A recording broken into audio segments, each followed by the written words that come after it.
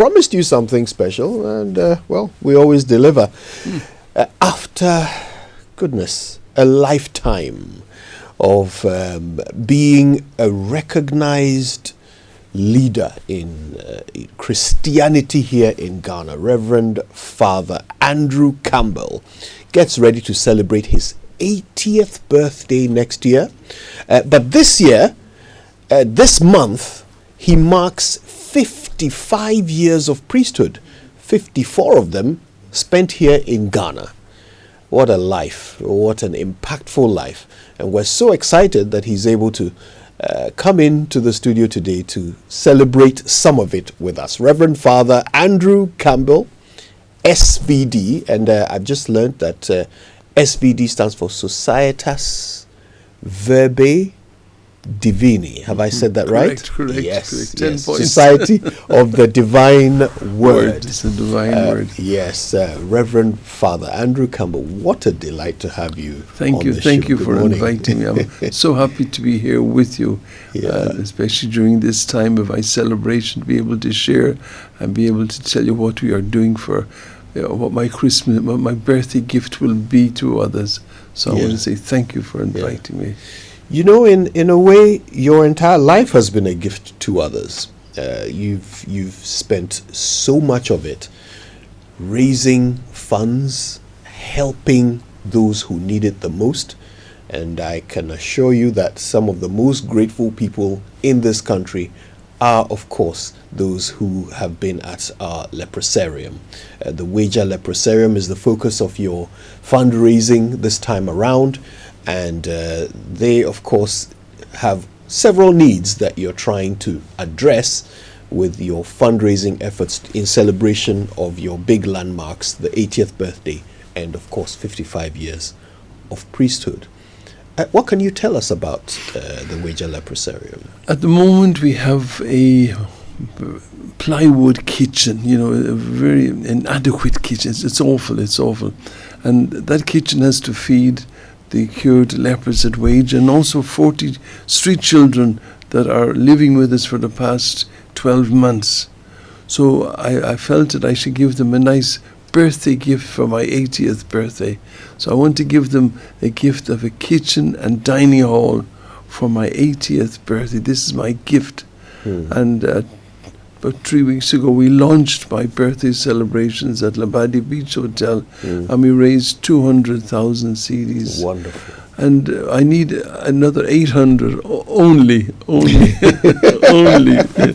And so we've started work. We're finishing the foundation, filling it in now at the moment. But after that, then I run dry. So I'm hoping and praying, that people will come and help us. People have promised. Somebody's promised to bring in solar. Another person's promised to furnish the whole kitchen. Wow. Somebody else promised to bring paint.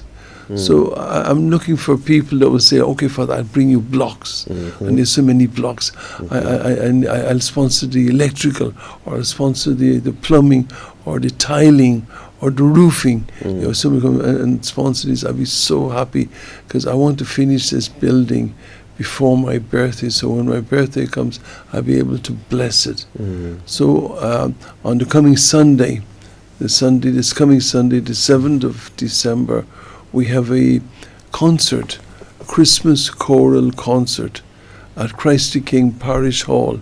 Right. In the afternoon at 4 o'clock in the afternoon. And we'll have Ben Ajay and his group, Ben's Initiative.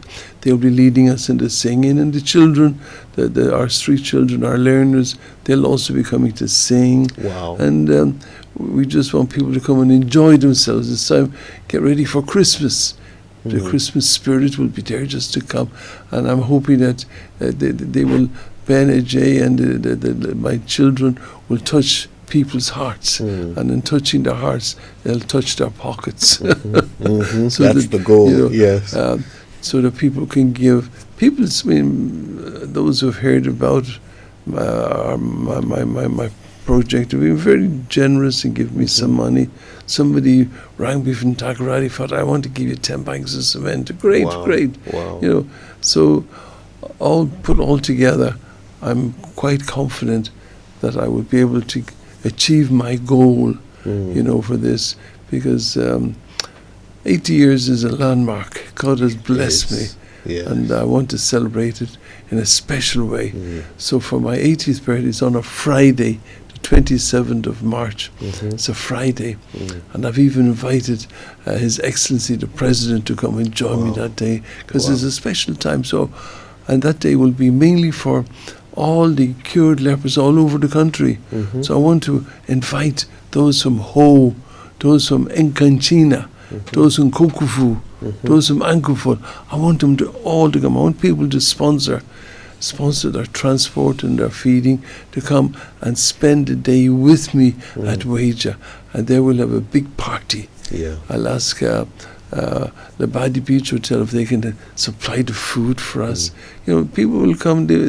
It's going to be a real day of enjoyment, to thank God for what He has done for 80 years and 55 years in service to the priesthood. 54 of which you've spent here in Ghana.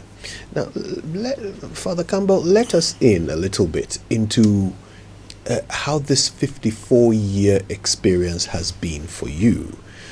When you first arrived in Ghana, what was this place like to you? And maybe you could even tell us the thing that sparked this lifelong journey of giving that has become your ministry. Well, I arrived here when I was 25 years age. I was ordained when I was 24. December the 24th, I was ordained with another 15 priests. And they're all gone to heaven except Father Campbell. Wow. So I'm the last man standing. I'm the last one left. So God has a plan for me, the last one left. And I came here, I was only 25 at the time, really greenhorned in every way. Didn't know what to expect. The weather, the food, the people, everything was different.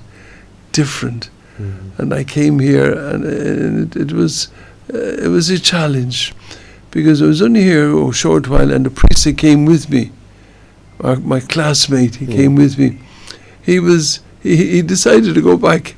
He said, "Oh, this is not for me here." So he took the plane and went back to Ireland. Wow. And then, sadly enough, my sister was killed in an accident, a motorbike accident, and that had a big effect on me. I was very close to my sister, very, very, very close. And she was coming home one night with her boyfriend to get ready to get married. She was a year older than I. And they're going through the green traffic lights, and a man came the other side and just knocked him down and killed her. So that also upset. So I came back, but I was very upset. I was very upset, very lonely, sad. I had no friends. So trying to settle down. So everything was different. Food was different. The climate was different. There were mosquitoes. I had.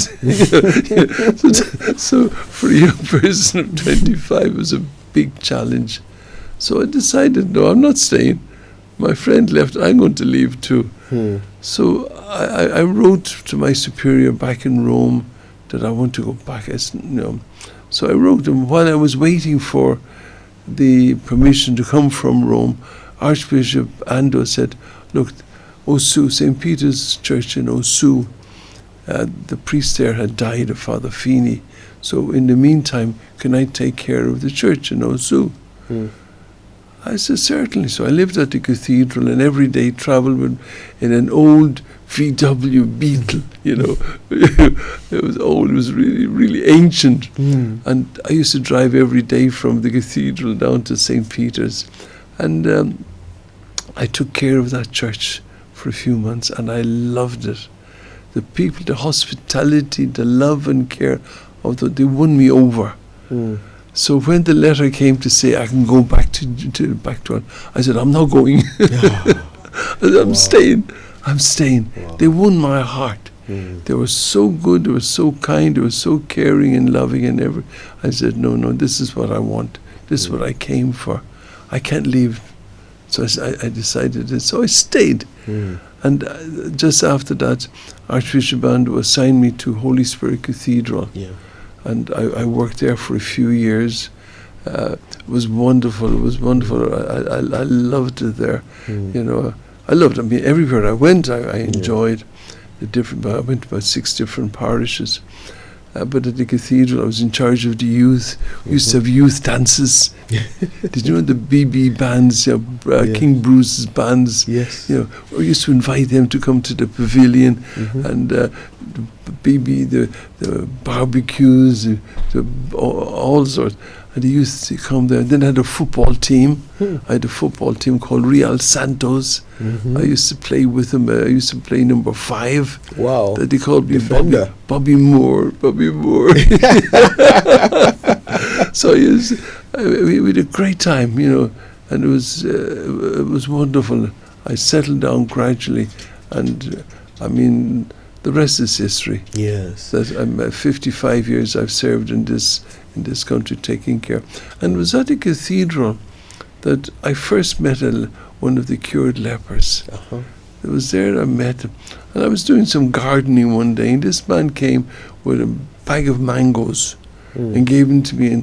And when I saw the fingers, I said, I got scared, you know. So I gave the mangoes out quickly. But I said, no, that's not right. I should, let me go and see where this man lives. So I went to Weija, my first time there, and I was shocked. I shocked what I saw. The place was overgrown, it was dirty, the people were hungry, the people were sick. I said, no. They were neglected. So that's when I took up the challenge of taking care of the Weija Leprosarium. And I started from there with a group called Lepers Aid Committee. We used to go begging. We have a concert every year. We've continued that concert all these years. But we also used to go to the traffic lights and with our containers and beg money from the cars. You know, anything to get money. And so things went well. We were able to take care of them. And then when we were doing well, the cured lepers in Ho heard about me. Can you help us, Father? So I went and helped those in Ho. And then those in Incanchina heard about me. So they said, Father, can you come and help us? So I got to know all of Ho, Incanchina, Kokofu. We went all the way to Wa. And also down in Cape Coast. So that's how I started my work, looking after these people. Do you remember which year it was when you first went to Weija? Sorry? Do you remember which year it was when you first went to Weija? It was over 53 years ago. So really back at the very beginning? Yes, it was. Weija was founded about 74 years ago. About that time, when it was founded, the chief in Labadi, over by Jumo, he wanted to kick the lepers out off his land. He didn't want the lepers on his land. There were a lot of them there, over 80. And they were supposed to go to Cape Coast. But the tradition, the Gar custom, a leper is not allowed to cross a river. He defiles a river if he crosses it. So they couldn't cross the river Densu. So they had to stay in that area, you know, before Densu. And there's some kind person, Scottish, Scottish Anglican priest. He bought the land for the lepers and registered the land this is for the lepers. This is for the lepers. So that's where they started. And at that time, the main road was way out at the sea, over by Dansaman, not where it is now.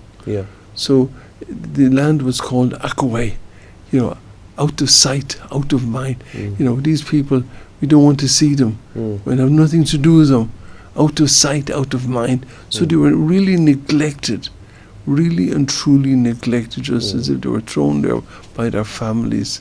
And that's when we came in, my Lepers Aid Committee came in and said, let's help them with medical care, food and utilities and the rest. That's how it all started. Wow. One of the great things that you have achieved, Father Campbell, is getting very prominent Ghanaians to support the cured lepers. How did you do that? I knocked at their door. I mean, just 2 weeks ago, I went to Jubilee House, and I saw President Mahama, and I told him that, I first of all said thank you to him for increasing their LEAP fund allowance. Yeah. Now it's 10 CDs per person. Yeah. It used to be 2, was 1, then it was 2, then it was 4, 5, then it went up to 10. Yeah. Well, that's for their food, for every daily food. Yeah. But that doesn't include medical. The NHIS doesn't include, like if you go for a scan, you go for an X-ray, you go for a blood test, you go for all of these. They go to hospital, and the doctors say, go and get a scan, go and get this, here's medicine. So they leave hospital without any medical care. Yeah. So I asked the president, I said, please, Your Excellency, let's do something to help these people in the different places. In Weija, I beg. I mean, the people in Weija, they're lucky that I just knock at somebody, I just phone somebody and say, look, I need some money. Somebody's in hospital, he needs help, such and such. So I get money for them. And sometimes the bills are high. One man recently, I spent over 10,000 on a stay in the hospital because he had a broken hip. Another man also lost use of his legs. Now he's fine now. I spent 22,000 on him. Where do I get that money from? I beg from people and ask them, please, can you help me? Such and such is in hospital, he needs such and such. Because drugs are expensive, especially antibiotic drugs and others like that. They're expensive. So where will I get the money except from asking people to help me? So I knock at people's doors. I'm not afraid to knock because I was always told, that the secret to fundraising, the secret is to ask. If you don't ask, you won't get. And if you ask and you don't get, you still say thank you. Because in the end, they will come back and help. So I knock at their doors, just like with Dr. Bawumia. He's been a great support and help to leprosy. He's one of our patrons. And he supported with a little girl.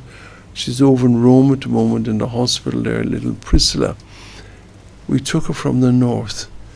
She was up in the hospital there and the family wanted to take her out. And they said she wasn't human because she had leprosy. She wasn't human. What do you mean she's not human? Our 2 sisters before her disappeared. The mother was a carrier, so she ran away. So we took her. When she came to us at the age of 2, she wasn't talking because they kept her locked in the room. She was completely just neglected by the family, so we took her.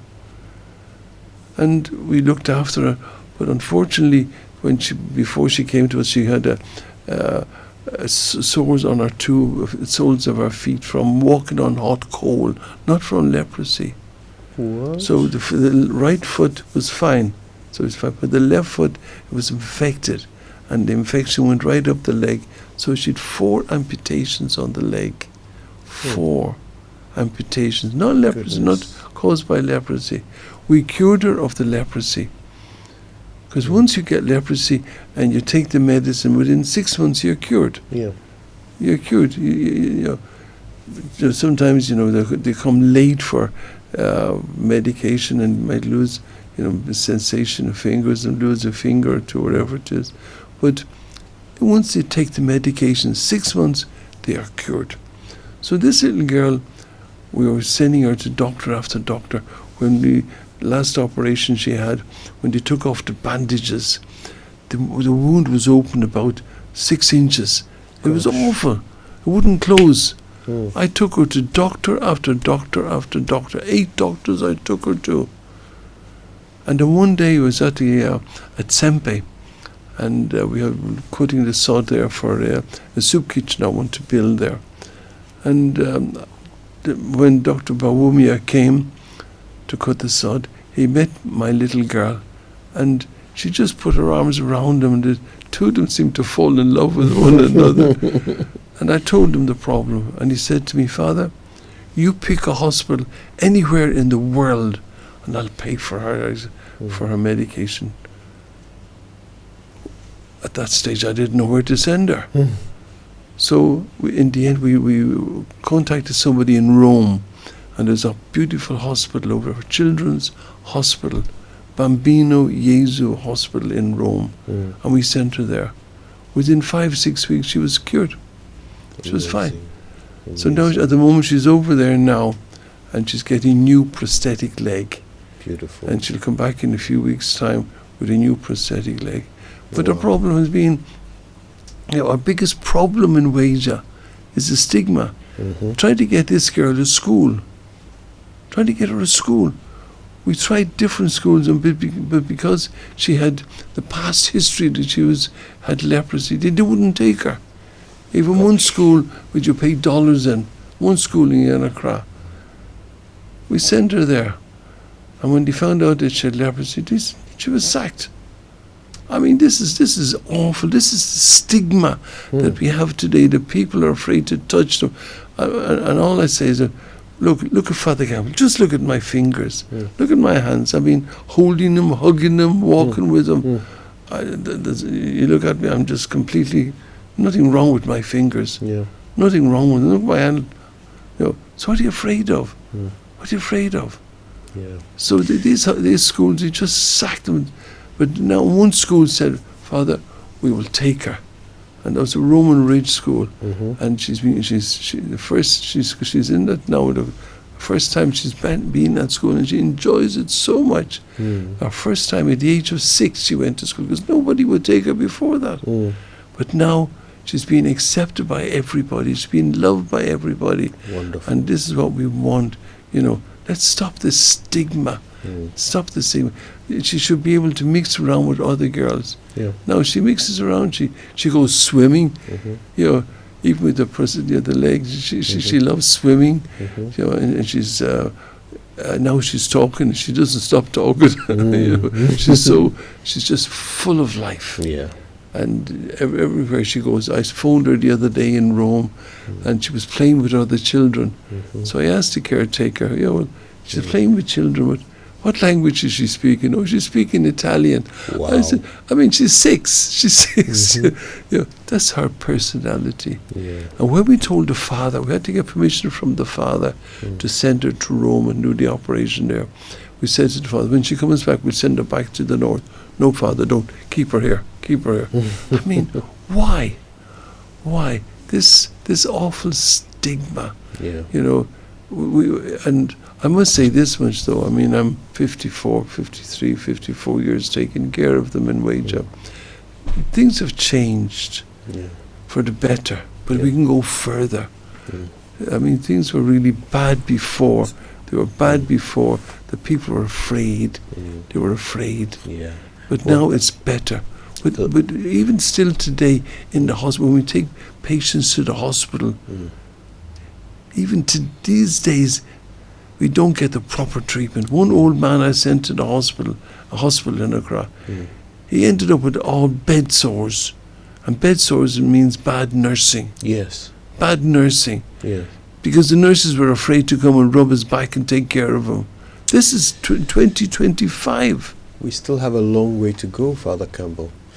But the truth is that a lot of the progress we have made is down to you and the efforts of your advocacy, and of course all of those who have supported you for 54 years of your ministry.